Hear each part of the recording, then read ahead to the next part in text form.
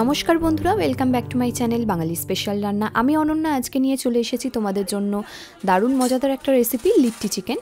তো দেখো আমি কিভাবে রেসিপিটা বানাই। এখানে একটা বোলের মধ্যে আমি ছাতু নিয়ে নিয়েছি, আর সাইডে দেখো পেঁয়াজ আর রসুন লঙ্কা কুচিয়ে রেখে দিয়েছিলাম। সেটা কিন্তু এবার এক এক করে এই ছাতুর মধ্যে আমি অ্যাড করে দেব।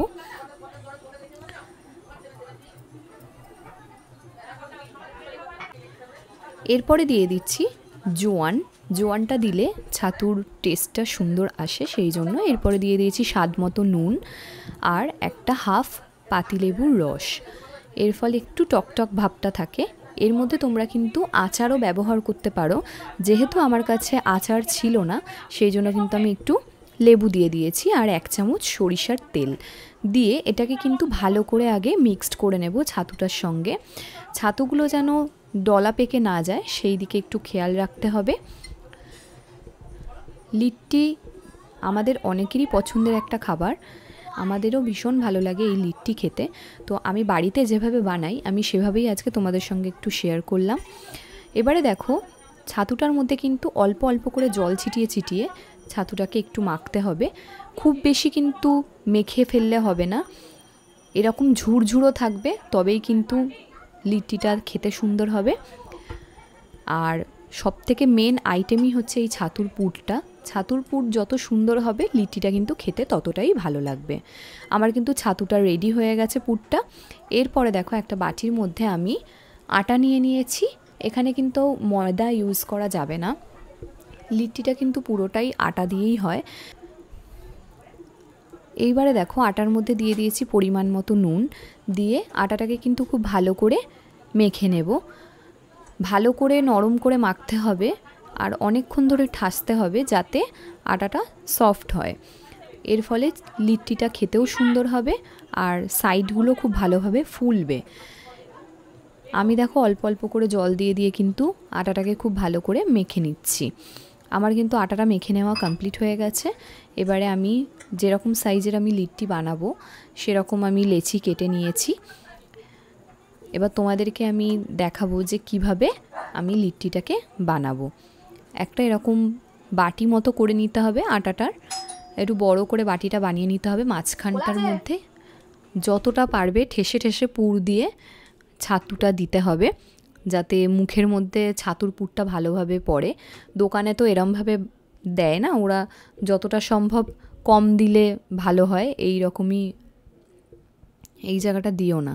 তো দেখো আমার কিন্তু ছাতু দিয়ে এইভাবে আমি আবার মুখগুলোকে বন্ধ করে এরকম গোল গোল করে নিচ্ছি। যে যেরকম শেপ দিতে পছন্দ করবে সে সেরকম শেপেই বানাবে, তবে বেশিরভাগই লিট্টি এরকম গোল গোল শেপেই হয়। তোমরা যারা আমাদের চ্যানেলে নতুন তারা কিন্তু অবশ্যই বাঙালি স্পেশাল রান্না চ্যানেলটিকে সাবস্ক্রাইব করতে ভুলো না, আর পাশে থাকা বেল আইকনটিতে কিন্তু ক্লিক করে দিও নতুন নতুন মজাদার রেসিপির ভিডিও সবার আগে পাওয়ার জন্য। আমাদের অনেক দিনই হচ্ছে রেসিপি ছাড়তে পারছি না, তার জন্য খুবই দুঃখিত। কিছু প্রবলেমের জন্য আমাদের রেসিপি দেওয়া হয়ে উঠছিল না, তো এবার থেকে আমরা পুরোপুরি কন্টিনিউ করব। আশা করি তোমরা আমাদের কিন্তু পাশে থাকবে যেরকম আগে ছিলে। এরম করে দেখো আমি কিন্তু প্রত্যেকটা লিট্টি ছাতুর পুরটা দিয়ে বানিয়ে নিয়েছি। এর সঙ্গে কিন্তু অবশ্যই চিকেনটাও আছে, চিকেনের রেসিপিটা কিন্তু দেখতে ভুলো না। কেউ কিন্তু স্কিপ করো না, স্কিপ করলে কিন্তু পুরো জিনিসটা দেখতেও পাবে না। তো এখানে দেখতেই পাচ্ছ আমার কিন্তু প্রত্যেকটা লিট্টি গোল গোল করে বানিয়ে নেওয়া হয়ে গেছে। এবারে একটা আমি গ্যাসে তাওয়া বসিয়ে দিয়েছি, তাওয়াটা একটু গরম হয়েছে, তারপরে কিন্তু আমি চারটে চারটে করে লিট্টি এরম করে সেঁকে নেব, যাতে গ্যাসের মধ্যে সেঁকতে সুবিধা হয়। আগে দুপিঠ ভালো করে সেঁকে নিলে কাঁচা ভাবটা হালকা হলেও চলে যায়। এরপরে গ্যাসের ফ্লেমটা মিডিয়ামে রেখে এরম করে কিন্তু আমি সেঁকে নিচ্ছি। আর অনেকক্ষণ সময় ধরে সেঁকতে হবে যাতে আটাগুলো যেন ভেতরে গ্যাদ গ্যাদ না করে, তাহলে কিন্তু লিট্টিটা একদম খেতে ভালো হবে না। তো তোমরা দেখতেই পাচ্ছ আমি কিন্তু এখানে অনেকটা সময় নিয়েই লিট্টিগুলোকে সেঁকে নিচ্ছিলাম। আর প্রত্যেকটা লিট্টি কিন্তু কি সুন্দরভাবে ফুলেছে তোমরা দেখলেও বুঝতে পারছো। এরপরে দেখো আমি একটা বাটি বসিয়ে নিয়েছি, বাটিটার মধ্যে আমি পরিমাণ মতো ঘি দিয়ে দেব। হ্যাঁ, এই ঘিয়ের মধ্যেই কিন্তু আমি লিট্টিগুলোকে চুবিয়ে তুলে নেব। এর ফলে কিন্তু লিট্টিটা খেতে আরও বেশি ভালো হয়। তোমরা কারা কারা এরকম ধরনের লিট্টি খেয়েছো অবশ্যই কমেন্ট করে জানিও। এখানে দেখো আমি কিন্তু প্রত্যেকটা লিট্টি এরকম ঘিয়ের মধ্যে চুবিয়ে নিচ্ছি। এর ফলে কিন্তু গাওয়া ঘিয়ের একটা যে গন্ধটাও খুব ভালো আসে আর খেতেও কিন্তু খুব সুন্দর হয়। আর এটা কিন্তু একটা ভীষণ হেলদি খাবার আর ভীষণ হাই প্রোটিন খাবার। তো আমার কিন্তু লিট্টিটা কমপ্লিট হয়ে গেছে। এবারে আমি 500 গ্রাম চিকেন নিয়ে নিয়েছি। চিকেনটাকে পরিষ্কার করে ধুয়ে রেখে দিয়েছিলাম। এরপরে একটা মিক্সিং জারের মধ্যে আমি প্রায় অনেকগুলি রসুন দিয়েছি, একটুখানি আদা দিয়েছি, আর দিয়ে দেব পেঁয়াজ কুচোনো। পেঁয়াজ কুচোনোটা আমি এখানে একটু কম দিয়েছি, আমি গ্রেভিটা একটু ভালো হওয়ার জন্য এর মধ্যে দিয়ে দিচ্ছি 2টো কাঁচা লঙ্কা আর 4টে শুকনো লঙ্কা। ব্যাস এইটাই একটা ভালো করে মিহি করে পেস্ট করে নেব। শুকনো লঙ্কাটা দেওয়ার জন্য কালারটা এরকম সুন্দর এসছে। এর জন্য কিন্তু কোনো রকম আমি কাশ্মীরি লাল মির্চ ব্যবহার করিনি। এরপরে দেখো চিকেনের মধ্যে কিন্তু আমি মশলাটা ঢেলে দিয়েছি। এরপরে আমি 4 চামচ পরিমাণ টক দই দিয়ে দেব। এটা কিন্তু মিষ্টির দোকানের টক দই, আমি নর্মাল প্যাকেট দই ইউজ করিনি। এরপরে দিয়ে দিয়েছি হলুদ গুঁড়ো, লঙ্কার গুঁড়ো, জিরের গুঁড়ো। এরপরে দিয়ে দেব সর্ষের তেল। দিয়ে এটাকে খুব ভালো করে ম্যারিনেট করে প্রায় আমি 15 থেকে 20 মিনিট চাপা দিয়ে রেখে দেব। তারপরে কিন্তু আমি রেসিপিটা বানাবো। চিকেনের মধ্যে যাতে খুব ভালোভাবে মশলাগুলো ঢুকে যায় সেই জন্যেই কিন্তু 15 থেকে 20 মিনিট আমি সাইড করে রেখে দেব চাপা দিয়ে। চিকেনটা কিন্তু খেতে দুর্দান্ত হয়, তোমরা কিন্তু অবশ্যই বাড়িতে বানিয়ে খেও। এরপরে দেখো কড়াইয়ের মধ্যে আমি পরিমাণ মতো সর্ষের তেল দিয়ে দিয়েছি। আমি রেসিপিটা কিন্তু পুরোটাই সর্ষের তেলে করেছি। এরপরে দিয়ে দিচ্ছি 2টো দারচিনি, 2টো লবঙ্গ, 2টো তেজপাতা, একটা এলাচ। একটুখানি ভাজা ভাজা হয়ে এসছে, এর মধ্যে দিয়ে দেব পেঁয়াজ কুচো। পেঁয়াজ কুচোটা আমি এখানে একটু বেশি দিয়েছি যাতে এই পেঁয়াজের গ্রেভিটা আমাদের খেতে খুব ভালো লাগে, সেই জন্য। পেঁয়াজটা একটু হালকা ভাজা ভাজা হবে। এই পর্যায়ে আমি দিয়ে দেব পরিমাণ মতো নুন। নুনটা দিলে পেঁয়াজটা ভালোভাবে নরম হয়ে যাবে আর তাড়াতাড়ি হয়ে যাবে বলে নুনটা দেওয়া।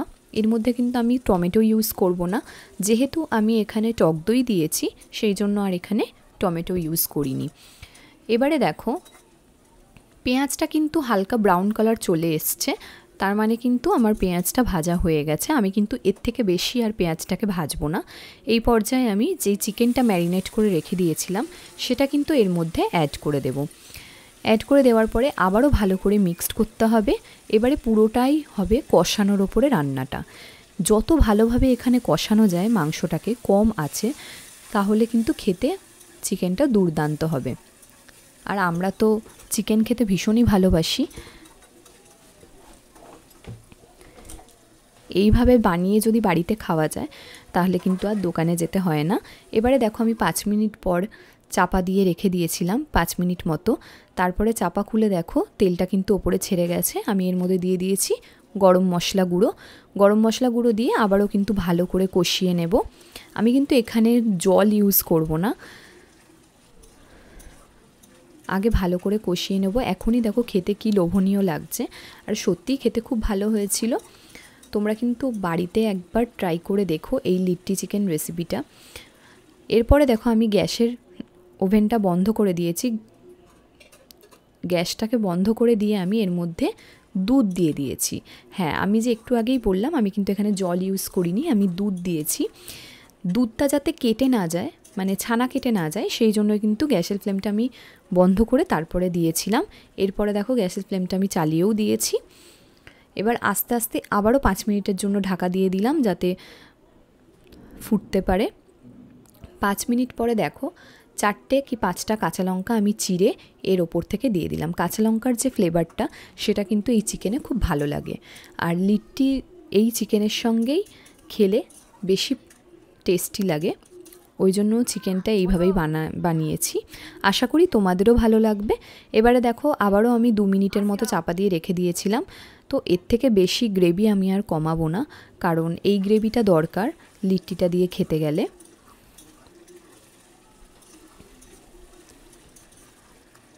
আমার কিন্তু চিকেন রেসিপি কমপ্লিট হয়ে গেছে। তো বন্ধুরা, কেমন লাগলো অবশ্যই কমেন্টে জানিও, আর আমাদের চ্যানেলটিকে সাবস্ক্রাইব করতে ভুলো না। Thank you.